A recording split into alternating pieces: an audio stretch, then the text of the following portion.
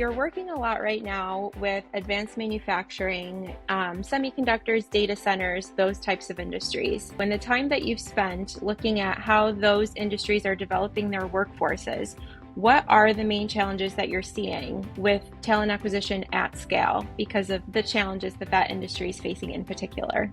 Yeah, I mean, it's a real interesting confluence of things, right? There's, we had the pandemic, which really showcased a kind of a very serious flaw in our supply chain, and it was really, epitomized well or poorly, whichever way you want to look at it, in the semiconductor space. There were so many different industries that were affected by the lack of chips and the lack of a resilient supply chain. Certainly a lot of work has been done on overall supply chains globally to kind of rectify this issue. But one of the channels that at least the United States is pursuing is really trying to bring some of this, very strategic manufacturing back to the United States. And this is not only promoted by federal dollars, but I think the CHIPS Act is worth about $53 billion in funding. But the private sector in the semicon space has put up about 10x that themselves, and that's what they've committed to building new fabs across the country.